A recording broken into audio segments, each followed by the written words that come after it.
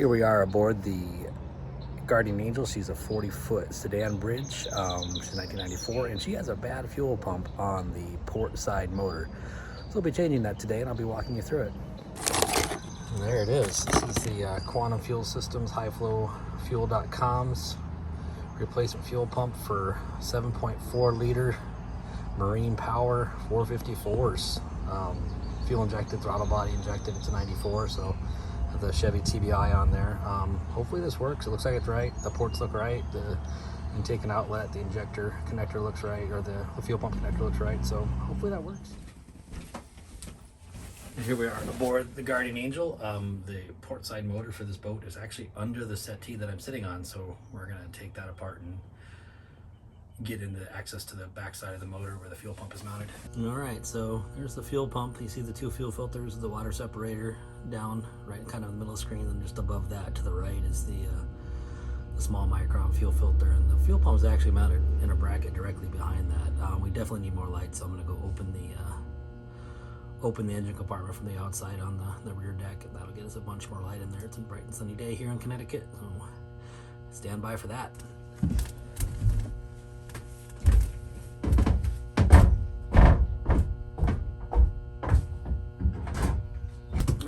Definitely got more light on it. Looking at this setup, and it may be easier to do all this from the other side where the engine compartment is. So I'm going to take a look at that and see if we can get that taken care of. All right, so here we are in the engine compartment, and you can really start to see where the fuel pump is. We were over there. That's underneath the settee in the front of the engine compartment. You see the V drive from the other side over here. We're looking at this from the back side of the engine.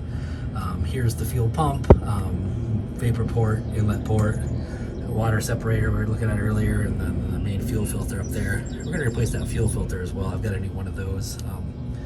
But first things first, we've got to get this fuel pump out of its bracket.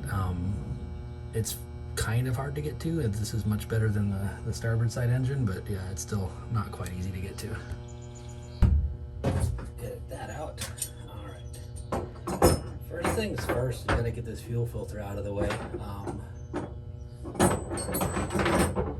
Interesting, you know, mid-90s Chevy, some of the stuff is metric, some of the stuff is standard. This happens to be a 5/8 fitting on top of that fuel filter.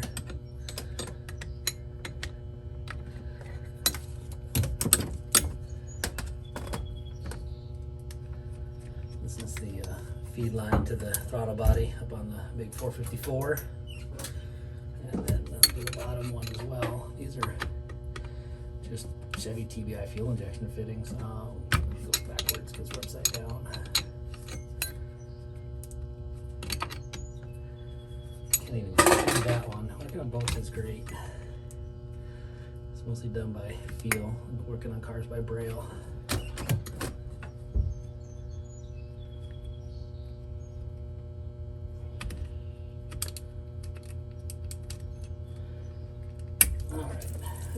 Got some gas in there. It's okay, just go in the bilge. We'll wash that out later. Gas will evaporate. Be careful, make sure the blowers get going. You may ask why I'm replacing a fuel pump on a 454 with only 700 hours on it, and the answer is that the previous owners had a bunch of water in the bottom of the fuel tank, and about 6 months ago they decided to fire the boat up, but it just sucked a bunch of water into the fuel pumps, fuel filters, and the throttle body. So I've got to replace the fuel filters. We've already done the water separator. I've got the new canister filter. The new fuel pump just came in from Quantum Fuel Systems highflowfuel.com, and then I've got to rebuild the throttle body as well. So we may not be firing it up today, but we'll definitely get this fuel pump out of the way. The fuel filter, canister filter, is held on by 2 hex bolts and these clamps. Of course, the oil filters are right in the way. Why wouldn't they be?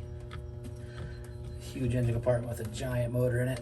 I'm gonna put everything within 6 inches of itself.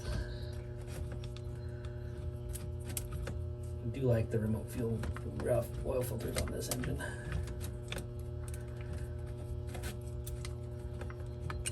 That one feels pretty loose.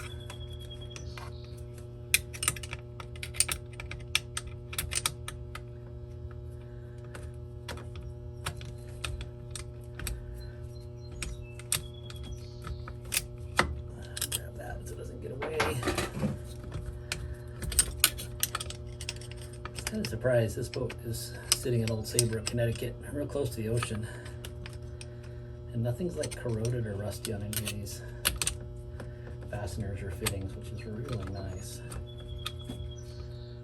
It's been sitting here for 2 years before I bought it. Like I said, the previous owners tried to fire it up 6 months ago, and that didn't go well.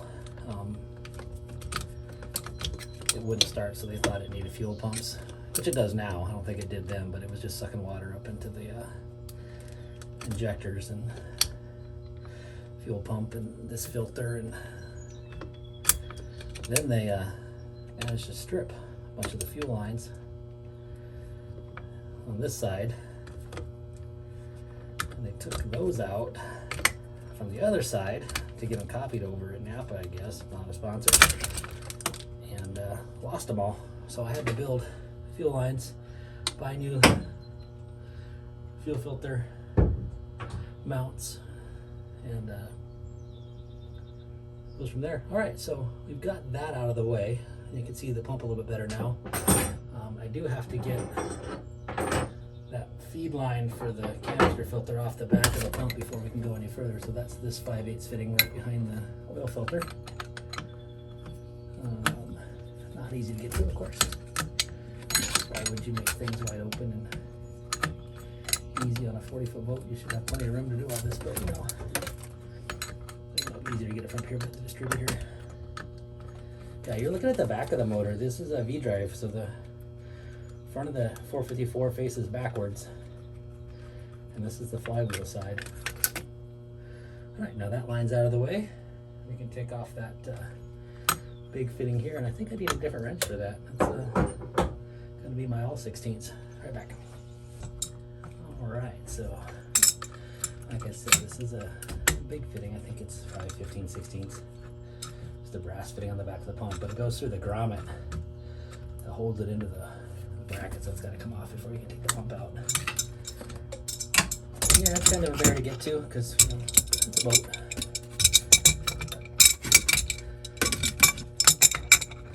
Working on boats is just like working on cars as far as the motors go, but it takes twice as long and you need a lot more patience, which is kind of crazy. Let's see if we get that out of there. It's not budging, of course. I'll have to take the whole bracket out. That would be a pain.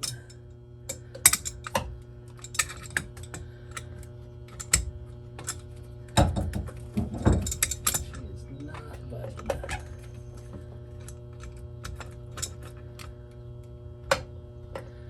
I was saying about no corrosion earlier. I guess that was a lie.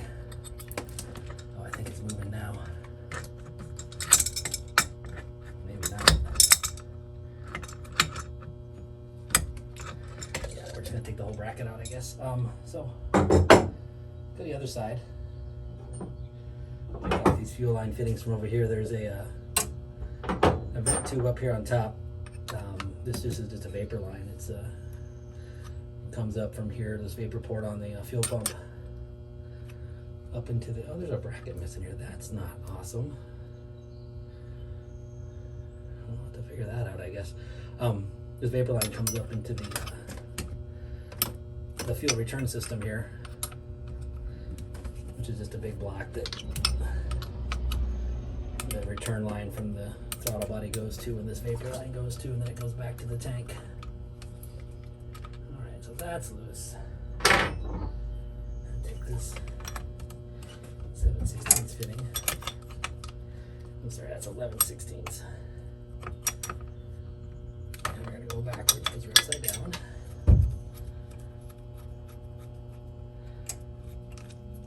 Okay, so fuel lines are all disconnected from the pump. And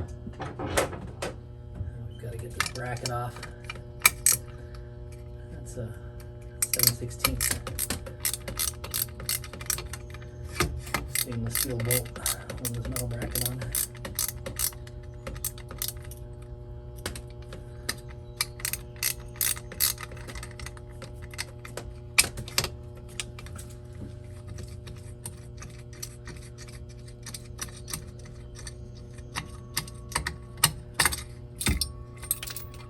Oh, and that's gone. Bottom of the boat. never see it again. All right, just disconnect this. These injector connectors are cool. They just, it's like an injector connector, but it's for the fuel pump. You just push on this little clip here and it should just loosen up and slide out. So that's cool. All right, we'll take this inside. We'll finish taking it apart and we'll swap the pump in. All right, so here we are aboard the Guardian Angel. We've got the fuel pump laying in front of us, and we're gonna swap all of these fittings from the old pump to the new pump. Start with this big brass fitting on the back there. It's a 9/16 on the inside and big on the outside, like an all 16ths, and that was not as tight as it seemed like it was in the engine compartment. Interesting. This is just a brass fitting, O-ring, 7/16 by 20. See, I'm gonna have to clean that out, aren't I? That's disgusting. I told you that the pump had water in it, and there's your evidence. Yeah, this pump is definitely no good. That allows us to take the bracket off once we get that fitting out of the way. Bracket's off, pump is there. Now we need to get the inlet fitting and the vapor fitting off. I believe those are 9/16 as well. And these are JIC or AN. I think they're all the same now. Also O-ring fittings. Looks like the vapor fittings have to come off first. It is in the way. And that's just corrosion or something on there that makes it too big for that wrench, but this 9/16 is more tolerance. It's like 9.5/16. Yeah, O-ring looks pretty good. There's not a lot of gunk on that fitting. It looks nice. This fitting is next. Got that loose already. Let's just unscrew once again.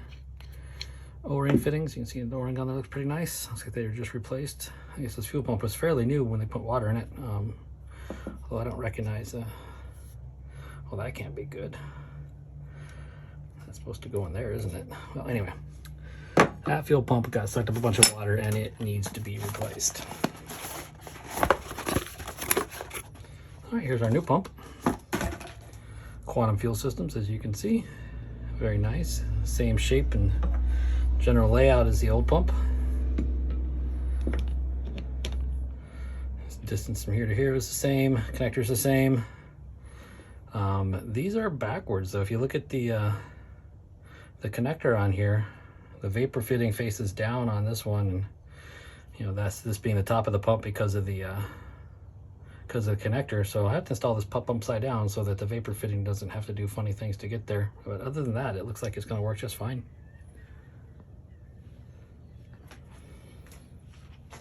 All right, so just a real brief intermission to clean up this fitting. As you can see, I ran some carb cleaner and a brass brush through it, and it is good as new. So we will start putting this pump back together. This fitting is the outlet. It goes on this end with the pigtail connector for the fuel injector power line. I'm just gonna give that a little snug. That's an O-ring fitting. You don't have to go crazy on it. This is the vapor port. Let's do that next. The O-ring on that looks pretty good. It's green. Air conditioning, I don't know, maybe. We'll put it back in there. Pretend we didn't see it.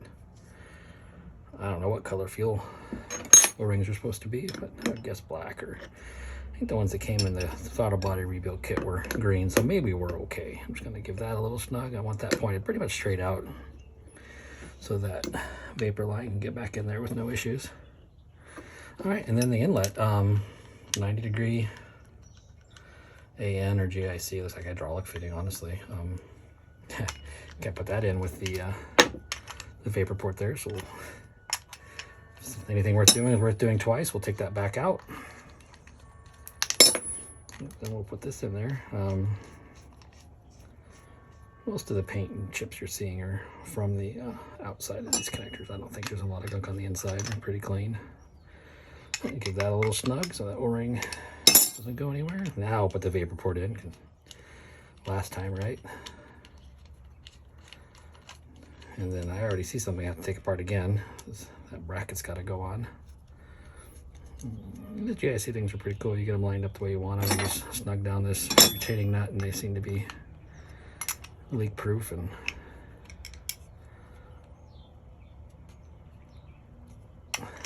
easy to work with. You can point it any direction you want to. But yeah, we need to take this guy back off because, well, the bracket's got to go in. The bracket has a ground width that's smaller than that fitting. So we'll get our all 16ths back out. That finger loose. There we go. All right, now you remember this has to go in upside down now, so we'll put it in like this. I don't think it matters too much on which way this bracket orients, but get that on there. Almost had to spit on that one. All right, that's in there, perfect. That looks great. Now we can put our brass fitting back on the outlet side. Get that finger tight and just a tiny snug. Just like that wing fitting, you don't need to go crazy on them. There. Torque to spec, as they would say.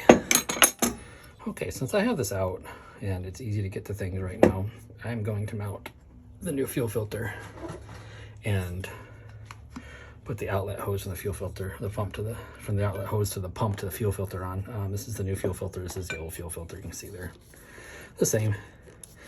This is just a Chevy part. You can get them from a boat store, but they're, you know, 3 times as much, of course, because, you know, a boat. Yeah, that's not good. I don't know what's rusty in there, but this one's nice and solid. You really want to know, I guess.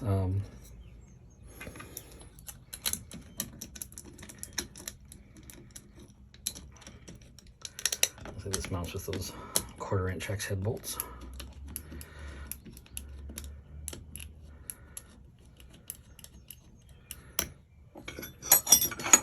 Let's go find the other one. Be right back. We're back. Found the other bolt for mounting the fuel filter, and look what else I found. That bolt we dropped in the bilge. Thought it was gone forever, that mounts the fuel pump, so that's kind of nice. I like it when that happens. There's a second fuel pump clamp on there. This is one of the most secure fuel filter mountings I've ever seen. It's not going anywhere.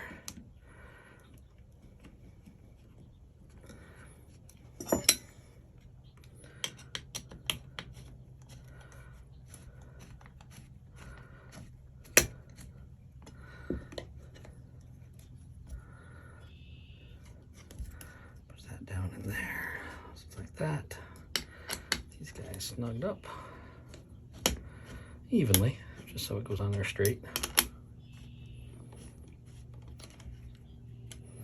Man, it is hot in Connecticut today. I think it's 90 degrees outside. Nice breeze coming through the boat. I got the forward hatch open and the rear hatch open and anything that's on the side open. So we're up on the land, unfortunately, so we're not getting the benefits of being on the water, but it's just a nice breeze coming through the boat, so I kind of like that. All right, let's just get these things finished up. Oh, that sounds tight. All right, that's not going anywhere. Oh, so this is a feed line. The inverted flare goes into the back of the pump, and then the O-ring fitting for fuel injection TBI goes in here. I like to get these started and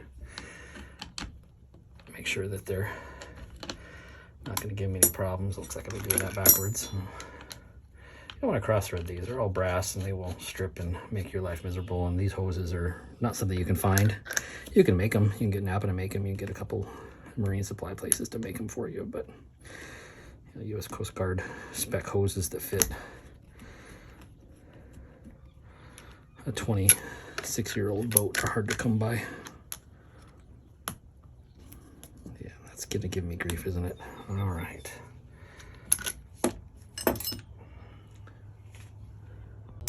And snug that guy up. This is an inverted flare fitting, so it needs a little more oomph than the O-rings, but not that much more oomph than the O-rings. Just want to kind of give it like a grunt and a half, maybe. There we go. That's tight. That's tight. Now we can mount our fuel pump without fear of stripping brass threads out. I'm sorry, not the fuel filter. The fuel pump's already in the bracket, isn't it? All right, so let's get these guys started. Get a little bit of twist to that. Now the fact that this connector's on what I consider the wrong side of the pump, because mine was on top and this one's on the bottom now that we're mounting it because the vapor port needs to be on top, doesn't bother me too much because the pigtail that feeds the power to the fuel pump is plenty long to come around and snake underneath there and plug in, so I'm not even worried about that, even the tiniest bit really. I'm not. That's gonna work out just fine for us. Okay, let's get that in there like that. Oh, it sounds like a train's going by. Get out there and get some more of that B-roll footage. The Amtrak going over the drawbridge on the mouth of the Connecticut River out in the Long Island Sound. Kind of a good place to be. All right. So now, this assembly is pretty much ready to go back in, so I'm gonna stop rolling the video right now and get the camera set up to put this pump back where it goes in the back of the motor. You guys will be back in the forward end of the engine compartment bilge type area right in front of the V-drive, and I will be in the engine room on the other side mounting this pump. Really happy to have found the bolt though. It was, of course, it means I can't go to the hardware store, which I love doing, but it does help with the efficiency thing today. All right, right back at you. So that's a pretty terrible time for a camera to stop recording on you. I just put that fuel pump in there and I talked you all the way through it, and I got back over to the phone and it stopped recording about 2 minutes in. But as you can see, that fuel pump, fuel filter system right in there, I haven't connected the outlet of the fuel pump yet, or the fuel filter, because I'd like to put a fuel pressure gauge on there for startup so we can see what that looks like. I'm gonna charge this phone for a bit and then we'll come back and get this baby fired up. Stand by. Okay, so I've got the fuel pressure gauge hooked up, wedged in the shift cable for the V-drive. It's not going anywhere. You can see that Chevy Fuel TBI adapter kind of there, plugged into the top of the outlet of the fuel filter. So everything's hooked up there. Got the Lone Wolf 1000 hooked up to the starter. That's just a push button starter, so I can bump it from down here. Why? Because I don't want to run up to the bridge. And the fuel pump only runs for 10 seconds in these boats because of the TBI system. So let's get ready to start the motor. It's not just like throwing a key in a car. So we got to do like 5 things. So let's see what that looks like. Let's turn on the fuel. It's right here in the middle of the salon. This is the one for the port side motor. Oh, some of that's the starboard on. I should turn that off later. Anyway, so I don't mind that. That's for the generator. We're just gonna ignore that, pretend like you didn't see that. So fuel's on. Next, let's turn on the main breaker for the port side engine. Ooh, got a light and everything. That looks good. I don't know if you can see the light, but trust me, it's there. Somebody with greasy hands has been working on this boat. I don't know who. Up to the bridge. This is the down bridge. It's up on top of the boat. Turn on the ignition for the port side motor. That's just off the buzzer. No oil pressure. We can push that starter there. We pushed it. It turns. We're not going to use that. We'll go back down and look at fuel pressure. All right, and we're back. Let's see what happens now when we bump the motor. So we've got the fuel pressure gauge, like I said, wedged in the shift cable for the V-drive. A little bit of fuel pressure because the cut pump's running, and then if we just pump the engine, we see that the fuel pump takes off. We got our 90 just like we're supposed to have for Chevy TBI. That's fantastic. So the fuel pump's working, the fuel pump's installed. Next step is to fire this puppy up and see what happens. Now fellas, whenever you're starting up one of these bateau motors, you've got to start the blowers. These need to run for about 4 or 5 minutes before I even think about cranking the motor. So I'm going to turn those on and give it a wait. Even though I have the engine compartment open and the bilge completely open, I'm still going to blow out any fumes that are in there so we don't have explosions. All right, those blowers have been running for about 4 or 5 minutes, so we're going to flip on the port engine. Engine ignition. Now flip the button, see what happens. Oh, she fired, so that's good news. A little bit of throttle. Do it again.